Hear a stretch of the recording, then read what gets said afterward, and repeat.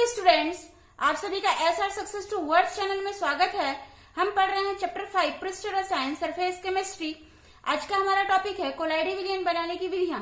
तो आज के टॉपिक को समझने के लिए और इसे इजी बनाने के लिए मैं सीमा मैम के साथ वीडियो के अंत तक बने रहिए ताकि आज के टॉपिक को आप आसानी से समझ सकें। इसकी पिछली वीडियो यदि आपने नहीं देखी है तो डिस्क्रिप्शन में उसकी लिंक दी गई है, वहां से आप वीडियो देख सकते हैं। तो चलिए आज की क्लास स्टार्ट करते हैं। तो कोलाइडी विलयन बनाने के लिए दो प्रमुख रूप से विधि प्रयोग की जाती है। फर्स्ट है परिक्षेपण विधियां और सेकंड संघनन विधियां। तो जो परिक्षेपण विधियां होती है, इसमें जो अधिक व्यास वाले कण होते हैं उनको कोलाइडी आकार के कणों में परिवर्तित किया जाता है। कहने का तात्पर्य है कि जो बड़े बड़े कण रहते हैं उसको तोड़ करके छोटे कोलाइडी कणों में परिवर्तित किया जाता है। और जो संघनन विधियां होती है, इसमें कम व्यास वाले कणों को संघनित करके कोलाइडी आकार के कण में परिवर्तित किया जाता है। कहने का तात्पर्य है कि जो छोटे छोटे कण होते हैं उसको संघनित करके कोलाइडी कण बनाने में प्रयोग किया जाता है। तो चलिए हम इसको स्टार्ट करते हैं। परिक्षेपण विधियां। परिक्षेपण विधियों के अंतर्गत 4 विधि का प्रयोग किया जाता है। फर्स्ट है विद्युत परिक्षेपण या ब्रेडिंग आर्क विधि, सेकंड यांत्रिक परिक्षेपण विधि, थर्ड अल्ट्रासोनिक परिक्षेपण और फोर्थ है पेप्टिकरण। तो हम फर्स्ट देखते हैं विद्युत परिक्षेपण या ब्रेडिंग आर्क विधि। इस विधि से सोना, चांदी, तांबा आदि धातुओं के कोलाइडी तंत्र बनाए जाते हैं। जैसे कि हमको चित्र में प्रदर्शित है कि यहाँ पर जो एक पात्र लिया गया है, इसमें हिमकाली मिश्रण यानी कि यहाँ पर बर्फ रखा गया है। उसके अंदर और एक पात्र है जिसमें परिक्षेपण माध्यम लिया गया है। परिक्षेपण माध्यम यहाँ पर अधिकतर जल का प्रयोग किया जाता है और इसमें 2 इलेक्ट्रोड लगे हुए हैं। ये 2 इलेक्ट्रोड जिस भी धातु का हमको कोलाइडी विलयन प्राप्त करना है उस धातु का इलेक्ट्रोड लगाया जाता है और इसमें उच्च विद्युत विभव लगा करके इसमें विद्युत आर्क उत्पन्न किया जाता है। तो यहाँ पर जो 2 इलेक्ट्रोड धातु इलेक्ट्रोड है, इन धातु इलेक्ट्रोड में प्रतिरोध लगाया गया है और अमीटर लगाया गया है और इसमें जो उच्च विद्युत विभव को लगा दिया गया है और इसमें विद्युत आर्क उत्पन्न करते हैं। तो विद्युत आर्क उत्पन्न होने से इलेक्ट्रोड जो है उच्च ताप उत्पन्न करता है और इस उच्च ताप के कारण धातु वाष्प में परिवर्तित हो जाती है। तो ये जो धातु की वाष्प है, ये जो बर्फ से ठंडा किया गया जो परिक्षेपण माध्यम है, इसमें छोटे छोटे कणों के रूप में संघनित हो जाता है और इस तरीके से हमको जो जिस भी धातु का हमको कोलाइडी तंत्र प्राप्त करना है ये हमको मिल जाता है। अब इस कोलाइडी तंत्र को स्थायी बनाने के लिए इसमें पोटेशियम हाइड्रोक्साइड या फिर सोडियम हाइड्रोक्साइड मिला देते हैं, जिससे ये कोलाइडी तंत्र स्थायी बन जाता है। सेकंड देखते हैं यांत्रिक परिक्षेपण विधि। इसका उदाहरण है पेंट, वार्निश, टूथपेस्ट, छपाई की स्याही आदि। तो इस विधि में जो उपकरण देख रहे हैं ये कोलाइडी चक्की का उपकरण है। तो इसमें जिस भी पदार्थ का हमको कोलाइडी विलयन प्राप्त करना है उसको पहले जो बड़े बड़े कण रहते हैं उसको बारीक पीस लेते हैं। जैसे हम साधारण बारीक कोई भी बड़ा कण रहता है उसको पीसते हैं, उसी प्रकार से हम इसको पीस लेते हैं और फिर इसको परिक्षेपण माध्यम में मिला करके उसका निलंबन तैयार कर लेते हैं। तो इस कोलाइडी चक्की में उस निलंबन को ऊपर से डालते हैं। इसमें हम देख रहे हैं कि ये धातु की डिस्क है। ये धातु की डिस्क जो है विपरीत दिशा में घूमते रहती है और इसकी दूरी को कम या अधिक किया जा सकता है, जिसके आधार पर जो कोलाइडी के कण हमको प्राप्त करने हैं उसको हम प्राप्त कर सकते हैं।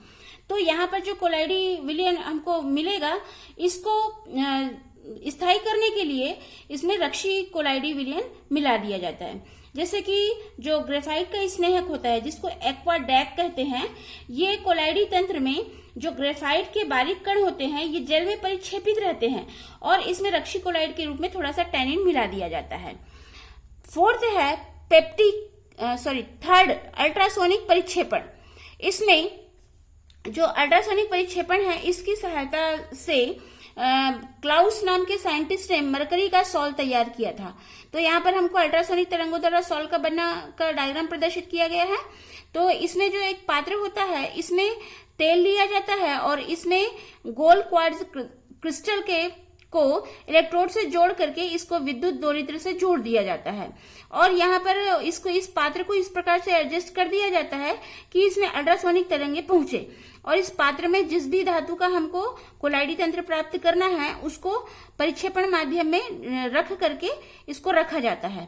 तो यहाँ पर जब इसमें विद्युत धारा प्रवाहित होती है तो ये द्रव में अल्ट्रासोनिक तरंगे उठती है। तो ये जो अल्ट्रासोनिक तरंगे होती है, ये तरंगे जिनकी आवृत्ति श्रव्य ध्वनि तरंगों से ज्यादा होती है, अल्ट्रासोनिक तरंगे कहलाती है।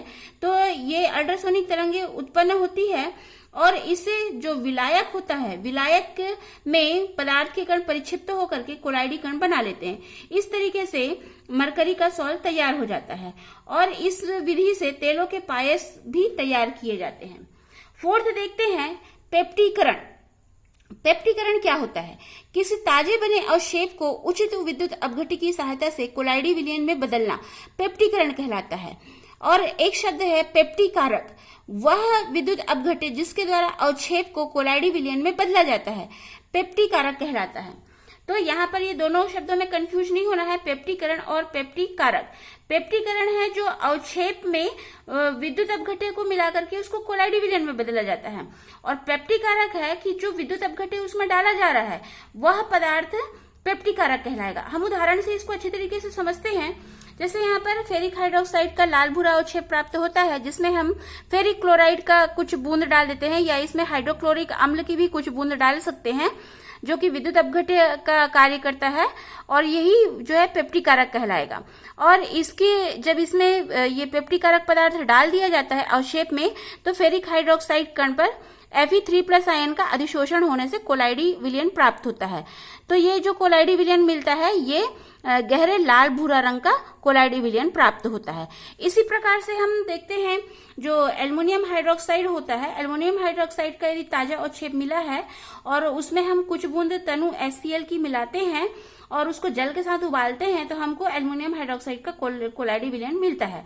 अब यहाँ पर हमने विद्युत अपघट्य के लिए यहाँ पर HCl, तनु HCl का प्रयोग किए हैं, जो कि एक पेप्टीकारक कहलाएगा, क्योंकि ये एल्युमिनियम हाइड्रोक्साइड के ताजे अवक्षेप को एल्युमिनियम हाइड्रोक्साइड के कोलाइडी विलयन में परिवर्तित कर रहा है। इसी प्रकार से जो निकल सल्फेट होता है, इसके निलंबन को जब हाइड्रोजन सल्फाइड के विलयन के साथ में मिलाया जाता है तो निकल सल्फाइड का कोलाइडी विलयन प्राप्त होता है। तो यहाँ पर जो हाइड्रोजन सल्फाइड डाले हैं ये पेप्टीकारक पदार्थ कहलाएगा। हम प्रयोगशाला में उत्क्रमणी कोलाइडी को बनाते हैं, जैसे स्टार्च का कोलाइडी बनाना या फिर गोंद का कोलाइडी विलयन तैयार करना। तो इसमें हम जो स्टार्च पदार्थ होता है उसको हम पानी के साथ मिलाते हैं और उसको गर्म पानी के साथ में उसको घोलते जाते हैं, तो वहां पर हमको स्टार्च का कोलाइडी विलयन मिल जाता है। मगर कुछ समय बाद हम देखते हैं कि वो नीचे में बैठ जाता है। तो ये चूंकि उत्क्रमणी है, तो इसको हम फिर से जो कोलाइडी विलयन बना है और स्टार्च जो बैठ गया है उसको जब हम हिलाते हैं तो ये वापस से अपने मूल अवस्था में यानी कि कोलाइडी विलयन में आ जाता है। तो इस प्रकार से हम उत्क्रमणी कोलाइडी विलयन को प्रयोगशाला में तैयार करते हैं। नेक्स्ट हम देखते हैं संघनन विधियां। अभी हमने परिक्षेपण विधियों की 4 विधियों को पढ़े, अब हम देखते हैं संघनन विधियां। संघनन विधियां ये कोलाइडी तंत्र प्राप्त करने के लिए इसमें प्रायोगिक तौर से इस प्रकार की परिस्थिति उत्पन्न की जाती है कि जो कम व्यास वाले अणु होते हैं यानी कि छोटे छोटे अणु होते हैं, ये संघनित हो जाएं और कोलाइडी आकार के कण हमको मिल जाए। तो यहाँ पर संघनन विधि के लिए 2 विधियों का प्रयोग किया जाता है, एक रासायनिक विधि, दूसरा भौतिक विधि। रासायनिक विधि के अंतर्गत 4 विधियों का प्रयोग किया जाता है, उभय अपघटन द्वारा, ऑक्सीकरण द्वारा, अपचयन द्वारा और जल अपघटन द्वारा। भौतिक विधियों के अंतर्गत 3 विधियों का प्रयोग किया जाता है, विलायक परिवर्तन द्वारा, वाष्प संघनन विधि और अधिशीतलन से। तो चलिए हम देखते हैं फर्स्ट रासायनिक विधियां। फर्स्ट है इसमें उभय अपघटन द्वारा। तो इस विधि से अविलेय लवण या फिर धातुओं के सल्फाइड के कोलाइडी विलयन प्राप्त कर दिए जाते हैं। जैसे उदाहरण है आर्सेनियस सल्फाइड और एंटीमनी सल्फाइड्स आदि। तो यहाँ पर जब हमको आर्सेनियस सल्फाइड का कोलाइडी विलयन प्राप्त करना है तो यहाँ पर आर्सेनियस ऑक्साइड का 1 ग्राम लेते हैं और इसको बीकर में ले करके बीकर में 500 ml जल लेते हैं और उसके साथ में इस 1 ग्राम आर्सेनिक ऑक्साइड को उबालते हैं। तो ये वहां पर विलय हो जाता है और इस विलयन को ठंडा कर लेते हैं, फिर उसको छान लेते हैं अब इसमें जो छना हुआ विलयन मिला है उसमें हम हाइड्रोजन सल्फाइड को प्रवाहित करते हैं, तो इससे हमको पीला चमकीला जो कोलाइडी विलयन रहता है आर्सेनियम सल्फाइड का, ये हमको प्राप्त हो जाता है। इसी प्रकार से हम दूसरा उदाहरण देखते हैं। दूसरे उदाहरण में जो सिल्वर नाइट्रेट है, सिल्वर नाइट्रेट के तनु विलयन को सोडियम क्लोराइड के साथ क्रिया कराई जाती है, तो यहाँ पर सिल्वर क्लोराइड का सॉल्ट प्राप्त होता है। सेकंड विधि है ऑक्सीकरण द्वारा। यहाँ पर इस विधि के द्वारा सल्फर और आयोडीन आदि धातुओं के कोलाइडी तंत्र प्राप्त किए जाते हैं। तो जैसे हम यहाँ पर समीकरण में प्रदर्शित है कि सल्फर और आयोडीन का कोलाइडी विलयन मिल रहा है, तो यहाँ पर सल्फर के कोलाइडी विलयन प्राप्त करने के लिए ऑक्सीकारक पदार्थ के तनु विलयन में हाइड्रोजन सल्फाइड को प्रवाहित किया जाता है, तो जिससे हमको सल्फर का कोलाइडी विलयन प्राप्त होता है, और हाइड्रोजन आयोडाइड के ऑक्सीकरण से हमको आयोडीन का कोलाइडी विलयन प्राप्त होता है। थर्ड विधि है अपचयन द्वारा। इस विधि के द्वारा लेड, सिल्वर, गोल्ड, प्लेटिनम आदि धातुओं के कोलाइडी तंत्र बनाए जाते हैं। तो यहाँ पर जब हमको गोल्ड का सॉल्ट तैयार करना होता है, तो गोल्ड क्लोराइड को हाइड्रोजन अपचायक द्वारा अपचयन कराया जाता है और गोल्ड सॉल्ट तैयार किया जाता है। इसी प्रकार से दूसरा जैसे उदाहरण हम देख रहे हैं सिल्वर का कोलाइडी तंत्र तैयार करना, तो सिल्वर का कोलाइडी विलयन बनाने के लिए सिल्वर नाइट्रेट के तनु अमोनिया में विलयन को टेनिन के साथ में अपचयन कराया जाता है, तो हमको यहाँ पर सिल्वर का कोलाइडी विलयन प्राप्त होता है। तो यहाँ पर जो गोल्ड का सॉल्ट होता है, इसमें स्थायी कारक के रूप में थोड़ा सा जिलेटिन की मात्रा डाल दी जाती है ताकि वो स्थायी हो जाए, और सिल्वर के सॉल्ट में स्थायी कारक के रूप में अंडे की जर्दी यानी कि जो एग योक कहते हैं उसको उपयोग किया जाता है। तो इस तरीके से इसमें जो कोलाइडी विलयन मिलता है उसमें ये पदार्थों को डालने से, यानी गोल्ड के सॉल्ट में जिलेटिन की मात्रा और सिल्वर के सॉल्ट में अंडे की जर्दी को मिला देने से ये कोलाइडी विलयन स्थायी हो जाता है। नेक्स्ट हम देखते हैं फोर्थ जल अपघटन द्वारा। इस विधि के द्वारा जो दुर्बल धन विद्युतीय धातु होती है जैसे आयरन, एल्युमिनियम, क्रोमियम आदि के हाइड्रोक्साइड के कोलाइडी विलयन को प्राप्त किया जाता है। तो इसमें जो फेरिक हाइड्रोक्साइड का तनु विलयन होता है, इसको उबलते हुए जल में जब मिलाते हैं तो इसमें फेरिक हाइड्रोक्साइड का गहरे लाल रंग का कोलाइडी विलयन प्राप्त होता है। सेकंड विधि देखते हैं भौतिक विधि। तो भौतिक विधि के अंतर्गत फर्स्ट है विलायक परिवर्तन द्वारा। तो इसमें जैसे विलायक परिवर्तन बोल रहा है, तो यह इस सिद्धांत पर कार्य करता है कि एक ही पदार्थ की जो विलेयता होती है वो दो अलग अलग विलायकों में अलग अलग होती है। जैसे हमने उदाहरण लिया जिलेटिन, एल्बुमिन, गंधक, फास्फोरस आदि। तो ये जो पदार्थ हैं जिलेटिन या एल्बुमिन, ये पदार्थ अल्कोहल में अच्छी तरीके से विलय होते हैं, लेकिन जल में ये कम विलय होते हैं।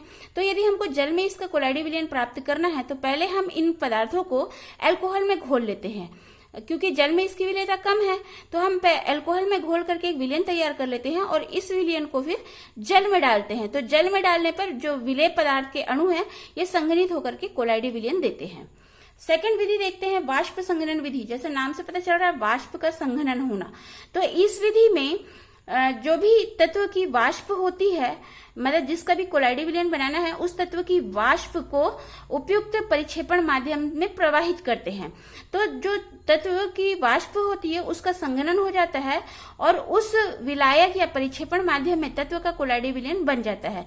तो इसका सबसे अच्छा उदाहरण है सल्फर और मरकरी के जो है इसमें कोलाइडी विलयन को तैयार किया जाता है। थर्ड है अतिशीतलन से। अतिशीतलन का मतलब है अधिक ठंडा कर देना। यदि हम मान लीजिए कि जल में क्लोरोफॉर्म या ईथर जैसे कार्बनिक विलायक की यदि थोड़ी सी मात्रा को मिला देते हैं और इसको बहुत अधिक ठंडा करते हैं, तो इसमें क्या होता है, जो जल होता है ये बर्फ के छोटे छोटे कण के रूप में परिवर्तित हो जाते हैं और ये जो कार्बनिक विलायक के माध्यम में ये परिक्षिप्त हो जाता है। तो इस प्रकार से अतिशीतलन से कोलाइडी विलयन तैयार करता है। तो इसका अच्छा उदाहरण है आइसक्रीम का बनना। तो जो आइसक्रीम का बनना है ये इसी सिद्धांत पर कार्य करता है।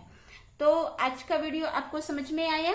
आज हमने परिक्षेपण विधियां और संघनन विधियां यानी कि कोलाइडी विलयन बनाने की विधियों के बारे में पढ़ा। तो आज की वीडियो आपको समझ में आई तो लाइक कीजिए, शेयर कीजिए और मेरे चैनल को फर्स्ट टाइम वॉच कर रहे हैं तो सब्सक्राइब कीजिए, बेल आइकन को दबाना ना भूलें। Thanks for watching this video.